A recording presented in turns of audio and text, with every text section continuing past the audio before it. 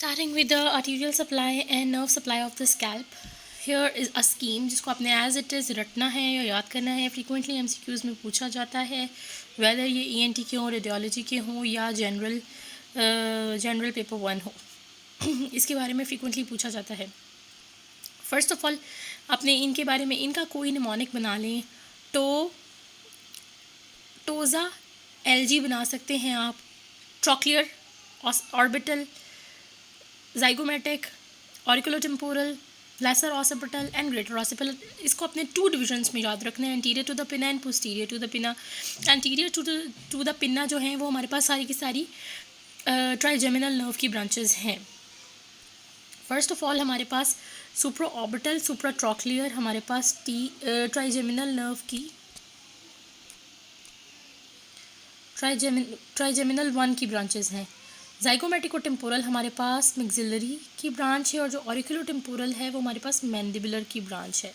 ठीक है. और जो लेसर ऑसिपिटल, ग्रेटर ऑसिपिटल हैं ये हमारे पास क्रेनियल नर्व 2 से दोनों निकलते हैं.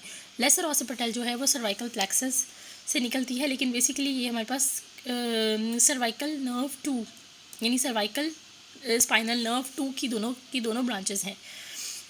अब इनकी एरिया ऑफ डिस्ट्रीब्यूशन देख लें. सुप्रा ट्रॉक्लिया के ऊपर मिड ऑफ द स्कैल्प तक आती है. सुप्रा ऑर्बिटल ऑर्बिट के ऊपर से लेके हमारे पास मिड ऑफ द स्कैल्प तक आती है. ज़ाइगोमेटिको-टेम्पोरल हमारे पास टेम्पोरल साइड पे छोटी सी डिस्ट्रीब्यूशन देती है, सिर्फ छोटी सी अपनी क्या कहते हैं पार्टिसिपेशन देती है. उसके बाद ऑरिकुलो-टेम्पोरल एंटीरियर टू द पिना हमारे पास पूरी की पूरी लैटरल साइड ऑफ स्कैल्प को सप्लाई करती है.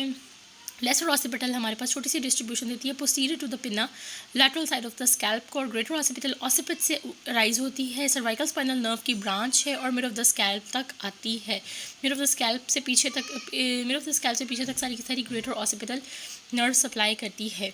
इनको अपने अच्छे तरीके से याद रखना है. इस पिक्चर को याद रखें. बेसिकली मैंने स्नेल से उठाई है, ये इसलिए की है क्योंकि ये पिक्चर इसलिए उठाई है क्योंकि ये हमें बहुत अच्छे से मेमोराइज रखवाती है चीज़ों को. उसके बाद हमारे पास है इनके एरियाज़ को आपने फुल ऑन याद नहीं रखना एग्जैक्टली जिस तरह स्नेल से रटे नहीं मारने.